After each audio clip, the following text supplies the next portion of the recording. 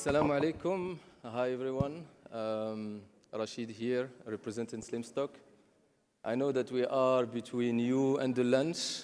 Probably you are starting to fill your stomachs. Bear with us.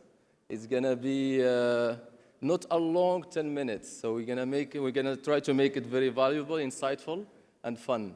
And hopefully after this 10 minutes, you will take with you 2 or 3 points home. The subject itself has been discussed a lot in this morning, but there is a lot of more insight to it. With me, Mazen, one of the dinosaurs, right? Dinosaurs in this region, over 30 years experience in supply chain. Mazen, thanks a lot. Thank you for being here with us, and thanks for accepting to do this discussion with me. Can you tell us more about yourself? Sure.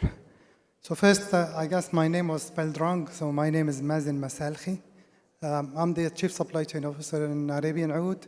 As Rachid said, I'm in supply chain for the last 30 years, mainly here in the region, Saudi, UAE, Bahrain, Kuwait, Oman, Jordan, Lebanon. So my experience is within here, the GCC and the Middle East. Thank you, Rachid, for hosting me as well. And hopefully it will be an entertaining session for the guys, an insightful one. I am sure it will be. So Mazen, Vision 2030. We heard a couple of panels in this morning talking about the whole transformation that it brings to the market. We heard about the fact that today there is more female in the workplace, 30%. We heard about the new project that has been being developed, like the Neom, the line, Red Sea. A lot of things are happening. But Mazen, I would like to hear your view on this Vision 2030 as a supply chain retail leader.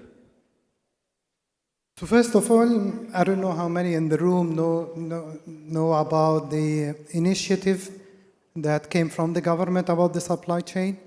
Around maybe 2 years ago, His Royal Highness Prince Mohammed bin Salman announced an initiative for supply chain as part of the 2030 vision. It is called the Global Supply Chain Resilience Initiative. Anyone knows about it? Very limited. So I'll be very brief and I'll share with you the pillars of this initiative.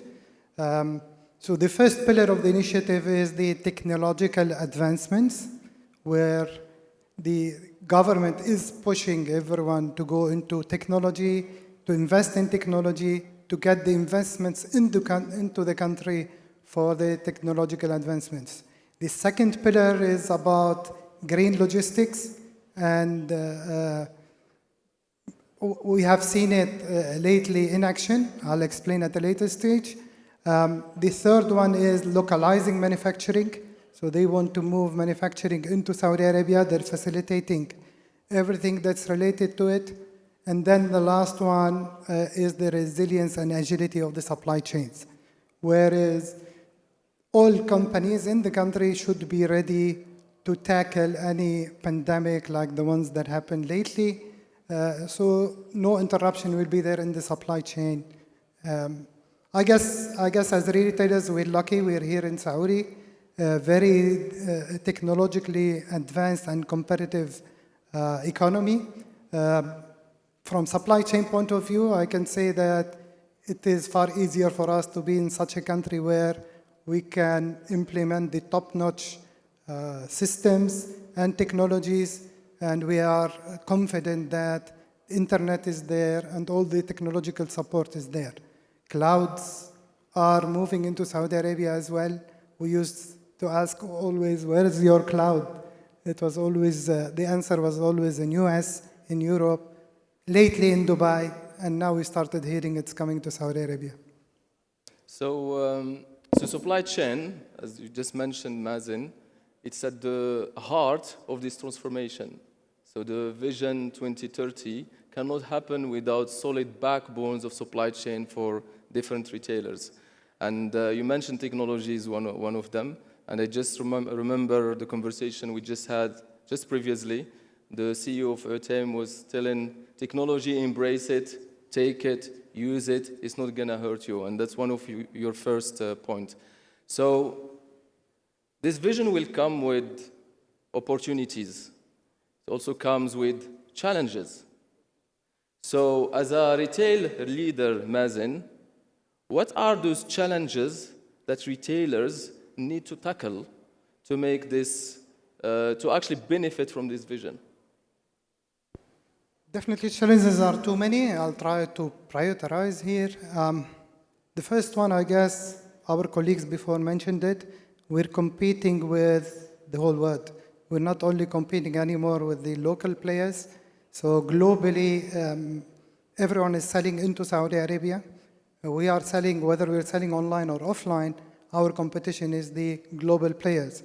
So first, we have to look at our systems, the investment in the ecosystem of the online business as well, and really pay attention to what's going on in the whole world, not only in our city or in our country. So the first one is this globalization. The second one is sustainability. I guess awareness about sustainability in Saudi is still too low compared to other countries, but it is coming very fast and extremely fast.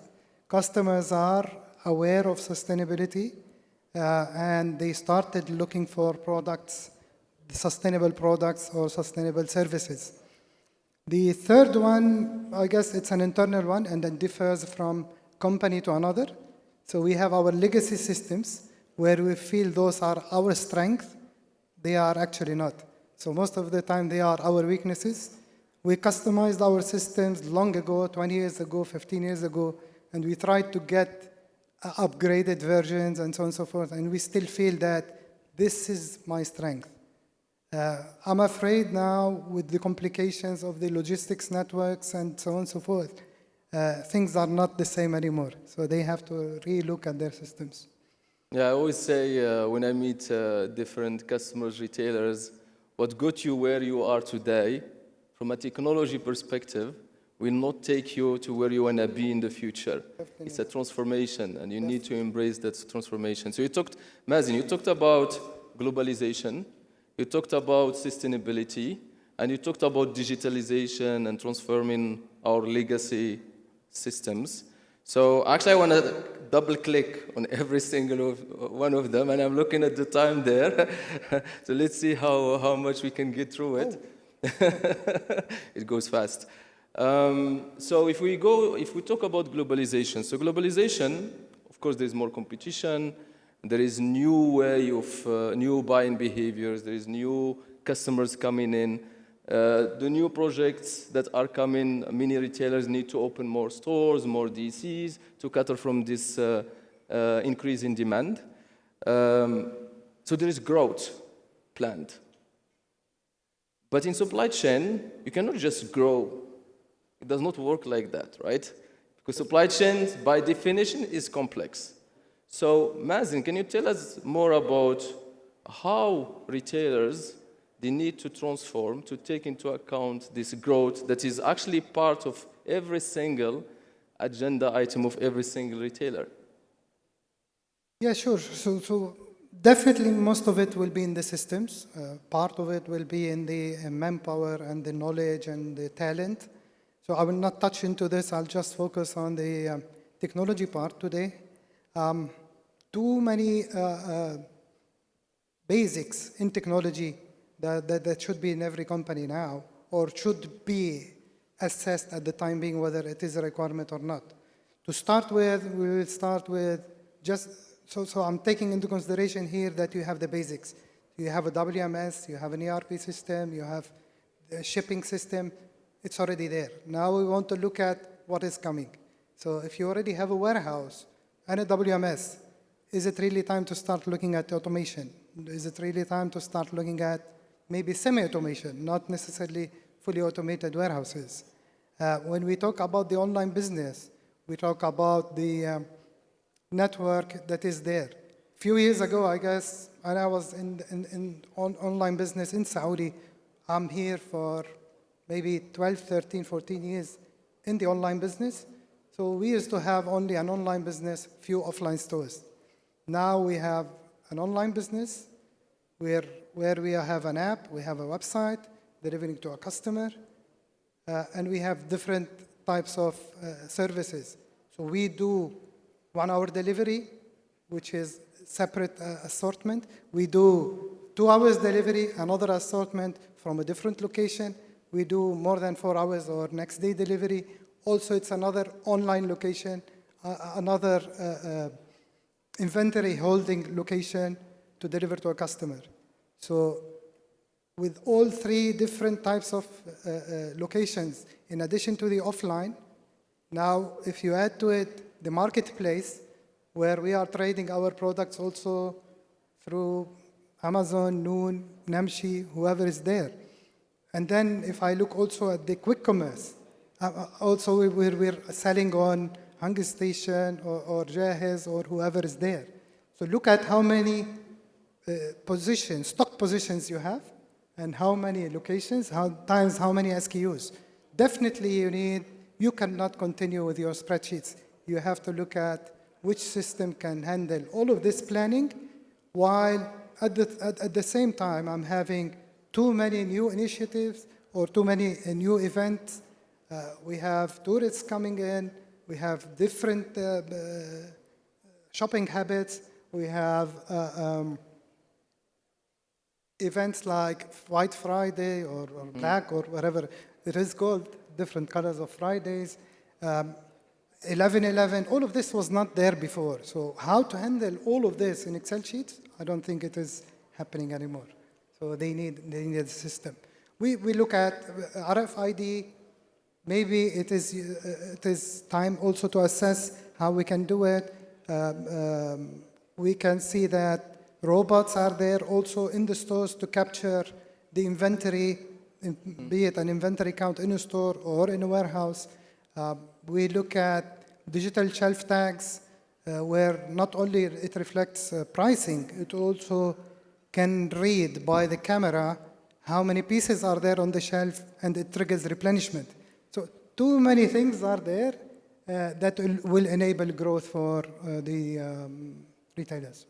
No, absolutely. But this is like, for some retailers, will be overwhelming. As you mentioned, they are starting from a legacy system, and you have all those use cases from generative AI applied to forecasting down to automated warehouses. And of course, retailers, they need to prioritize. They need to look at what is the most important for them and where they need to start from based on their pain points and the challenges they are facing. And definitely not to forget the analytics, because now with too many sources of data, collecting all the data and doing the analysis, I don't think it is can be easily done through Excel sheets as well. The gentleman there is telling me that we are already close to time. I'm going to take 1-2 minutes and then I'll close it, if that's fine for you. Because I am very keen into sustainability. I like sustainability. And you mentioned sustainability as one of the key points for the vision. I would like you to give us the view on the sustainability, especially that today a lot of people will think that sustainability will hinder the growth. It may be like a constraint for the growth. What's your view, Mazen? Definitely it will not. So first, sustainability is not a cost. So lately I have done a certification in sustainability, so I was diving more into this. It is not a cost. It will be the future for sure. So if we look at customers, I guess a colleague said customers will not pay money for a sustainable product and so on and so forth. While we read in the market, Bain, I guess, released a survey lately. It was showing that customer is willing to pay 10% more for a product if it is sustainable and 15% more if it is a healthy product. If you look at also DHL released that survey where 7% of customers are willing to pay or to buy, from 7% of the decision comes if the retailer is having sustainability initiatives and sustainability products. So that means it is coming, whether we like it or not. And it is in the hands of retailers to kick it off sooner than later. Absolutely, Mazen. I would love to comment on this because it's a subject that is close to my heart, but the gentleman there is putting a gun on me, so I have to, I will have to finish the It's not me, honestly. The hotel can't serve the lunch until we finish this session, so I do apologize. No worries, no worries. Thank you. So, Mazen, it was a pleasure. I always enjoy this conversation with you. I remember like a year ago when we were sitting in a room discussing supply chain challenges for one of the retailers. Thank you again for accepting this, and thanks for being here. And I hope you took 1 or 2 points, like I promised you.